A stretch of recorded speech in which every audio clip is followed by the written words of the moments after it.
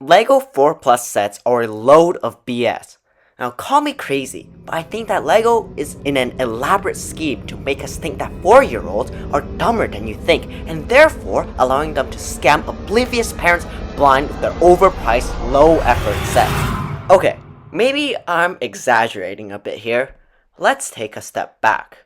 Firstly, let's establish that under normal circumstances where we ignore the 4 plus symbol, these sets are inherently subpar and overpriced. For example, if we compare the 4 Plus ATST with the other ATST that's on the market right now, we can see that for $15 more, you get a set with exponentially more pieces. The size of the build is likely more than double of that of the 4 Plus set, and it is much more detailed and has a lot more play functions. Another example would be this Ninjago set, which has a dragon that's made up of like 40 pieces. Basically, it's a baby dragon. And then you look at that $45 price tag, and then you realize that for $5 extra, you could have gotten one of the best dragon builds ever made. Or frankly, even $5 less too. So from a pure quality and price standard, these sets are not very spectacular. But let's see how the 4 Plus branding slapped onto these sets tries to justify this. I think that there are two main arguments that try to explain this phenomenon, and I'll break each of them down and tell you why they are flawed.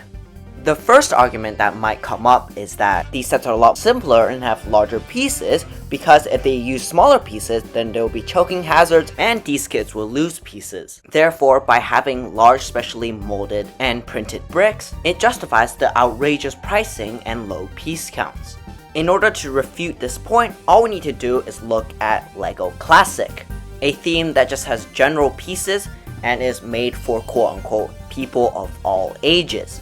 And that includes 4-year-olds. And if you look at the pieces included, you'll see bricks of all different shapes and sizes are present. So if LEGO is willing to include some of the smallest pieces that they produce for a set that includes 4-year-olds, then choking hazards are probably not their main concern.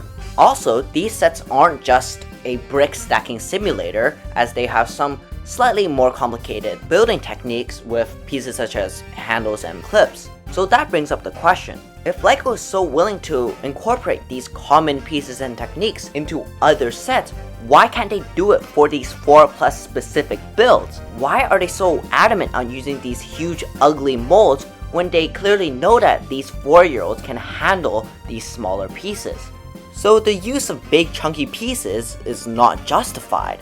Which brings us to the second and most important argument, where people would just say that children are dumb. They'll say that these toddlers are not smart enough to be able to build super complicated sets. In response to this, let's look at another theme, LEGO Minecraft. This theme is known for being very simplistic, with their large blocky builds that use the same few types of bricks. In fact, the building process is so boring and hard to mess up that I would say it's almost on par with the experiences you'll get out of building a 4 Plus set. So why are these Minecraft sets put as 7 Plus or 8 Plus when they have the same difficulty as a 4 Plus set? Obviously, the building difficulty does not fully correlate with the age ratings, or LEGO's not consistent with their age rating definitions.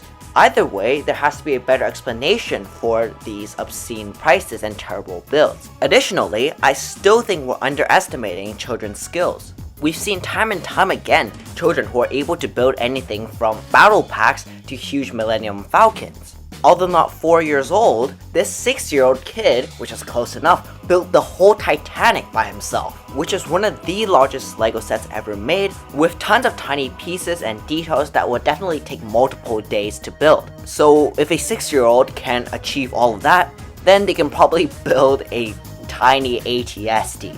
So as it turns out, there really doesn't seem to be any concrete reason as to why these sets even exist. And that's where the secret third argument comes in. People will say, why do you care? Does it even matter if LEGO makes terrible sets? People are smart enough to not buy them. Few things here. Firstly, if you're a very invested LEGO fan, then yes, you would realize that these sets are not worth buying at all. However, these are the vast minority of people. The primary target audience of these sets are gonna be casual parents who don't know any better. They just see that, oh, it's a 4 Plus set made for my toddler. I'm gonna buy this.